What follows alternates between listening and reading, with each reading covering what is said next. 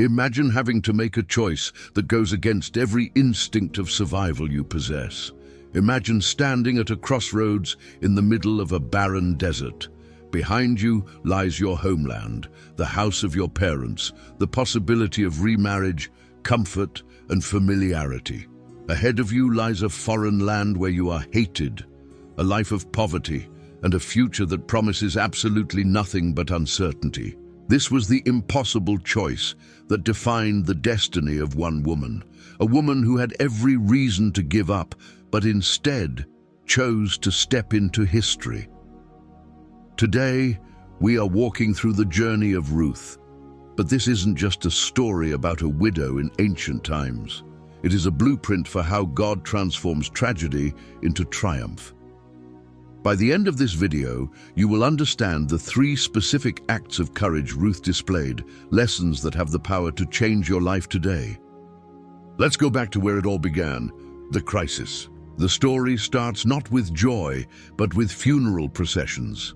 We find a Jewish family, Elimelech, Naomi, and their 2 sons, fleeing a famine in Israel to live in Moab. But tragedy strikes. Elimelech dies.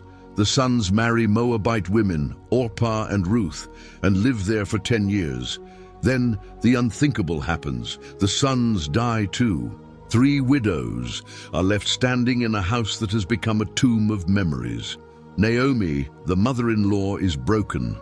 She hears that the Lord has visited his people in Bethlehem, giving them bread, so she decides to return. But she stops on the road and turns to her young daughters-in-law. She tells them the logical thing: "Go back, I have nothing for you. I cannot give you husbands. My life is bitter, and the hand of the Lord has gone out against me." This is the moment of separation. Orpah, weeping, kisses Naomi and turns back, and we cannot judge Orpah. She chose the path of logic. She chose safety. She chose the visible solution. But Ruth clung to her. Naomi insists again, "Look, your sister-in-law has gone back to her people and her gods. Return after her."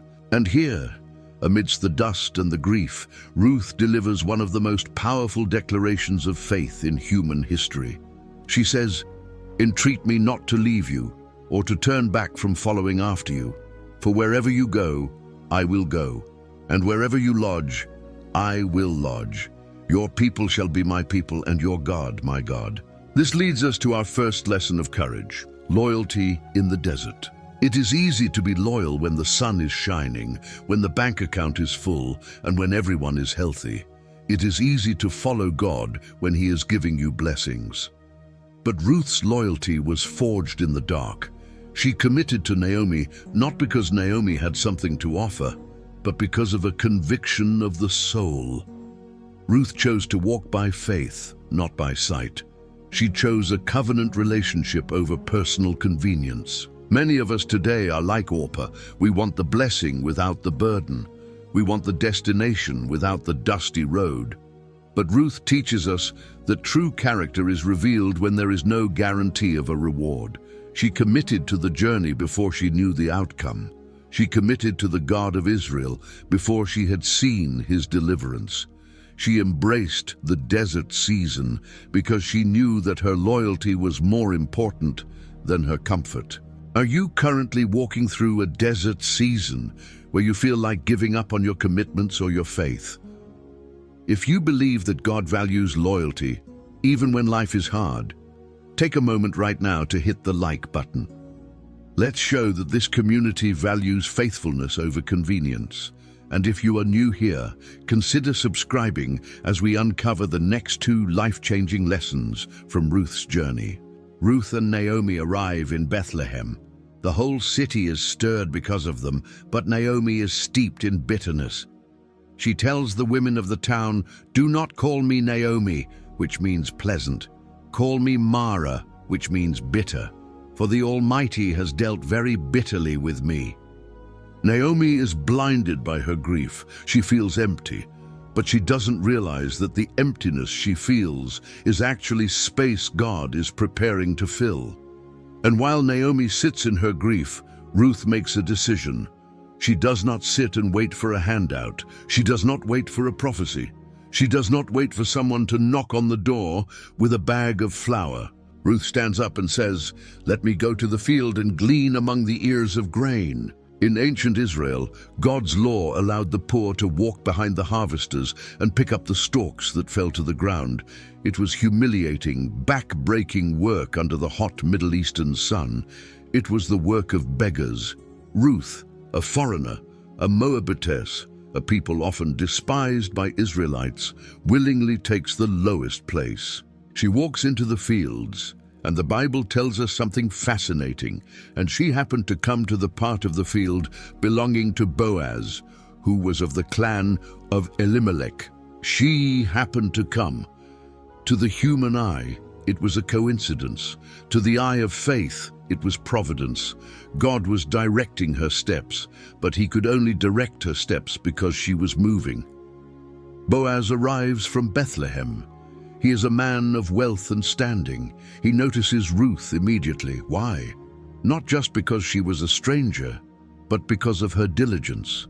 He asks his foreman, "Whose young woman is this?" The foreman replies that she is the Moabitess who returned with Naomi, and that she has continued working from early morning until now, with hardly a rest. Boaz approaches her. He offers her protection. He tells her not to go to another field. He tells his young men not to touch her.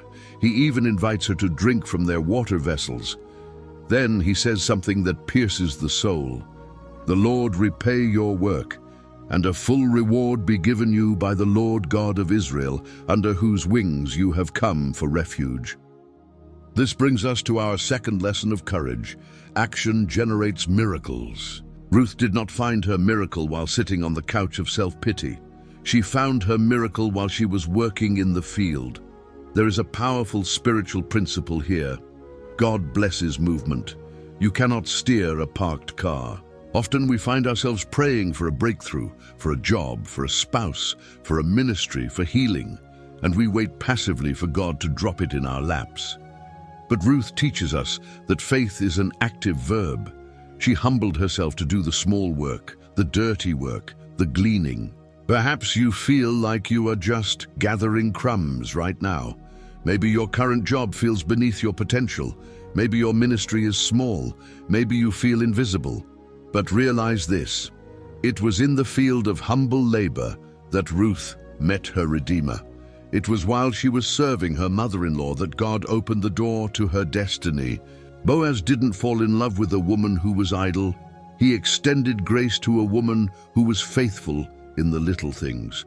If Ruth had stayed home with Naomi, weeping over their bad luck, she never would have met Boaz.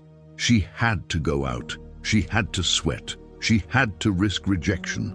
And because she took a step of action, God guided her to the exact field where her blessing was waiting. I want to hear from you in the comments below. Have you ever experienced a time when you took a small step of faith, applied for that job, made that phone call, or started that project, and God met you halfway with a blessing? Type "God blesses movement" in the comments to encourage someone else who might be stuck in waiting mode today. The story now moves from the fields to the threshing floor, and finally to the city gate. Naomi realizes that Boaz is a close relative, a man who qualifies as a Kinsman-Redeemer, or goal in Hebrew. In ancient law, a close relative could rescue a family member from poverty, buy back their land, and marry the widow to continue the family line. Naomi gives Ruth a bold instruction: wash, anoint yourself, and go to the threshing floor where Boaz is winnowing barley. It was a risky move, culturally and personally. Ruth approaches Boaz at night and uncovers his feet, a symbolic act asking for his protection and marriage. She says, "Spread your wings over your servant, for you are a redeemer." She is asking him to fulfill the prayer he prayed over her earlier. She is asking for the wings of God to cover her through him. Boaz is moved by her virtue. He promises to do all she asks, provided a closer relative declines the right. The next morning, Boaz goes to the city gate. He settles the legal matters. He buys back Naomi's land and he claims Ruth as his wife. He redeems them. He lifts them from the status of beggars to the status of owners. He turns their bitterness into joy. They marry, and the Lord enables Ruth to conceive. She gives birth to a son, Obed. The women of the town who once saw Naomi return in bitterness now say, "Blessed be the Lord who has not left you this day without a redeemer. For your daughter-in-law who loves you, who is more to you than 7 sons, has borne him." And here is the shocking conclusion of the story. Obed becomes the father of Jesse, and Jesse becomes the father of David, the great king of Israel. And if we follow that line all the way down through the centuries, we arrive at Joseph and Mary and the birth of Jesus Christ. This reveals our third lesson of courage. God rewrites stories. Think about who Ruth was. She was a Moabitess. The law of Moses, Deuteronomy 23:3, stated that no Moabite could enter the assembly of the Lord to the 10th generation. By her birth, she was an outsider. By her circumstances, she was a poor widow. By her social status, she was nothing. But God does not consult your past to determine your future. God's grace is greater than the law. Because of her faith, Ruth wasn't just allowed into the assembly, she was woven into the very DNA of the Messiah. The blood of this courageous Moabite woman flowed in the veins of Jesus. This teaches us that no matter where you started, no matter what mistakes you've made, or what tragedies have befallen you, your story is not over. You might feel like a widow to your dreams, or a foreigner in your own life. But you have a Redeemer. Just as Boaz paid the price to redeem Ruth, Jesus Christ paid the ultimate price to redeem you. He buys back your lost potential. He restores your dignity. He gives you a new name. Ruth went from a grieving widow in a pagan land to the great-grandmother of King David. Why? Because she chose loyalty, she took action, and she trusted in the Redeemer. Your biography is not written by your failures. It is written by God's grace. What a powerful testimony of how God works in the unexpected. If this story of Ruth encouraged you, there is one simple thing I can do for you. I can pray that you find the courage to step into your own field of blessings. If you enjoyed this deep dive into the Bible, make sure you are subscribed to the channel and have the notification bell turned on. We have more biographies coming that will strengthen your spirit. For now, remember, your Redeemer lives, and He is rewriting your story right now. See you in the next video.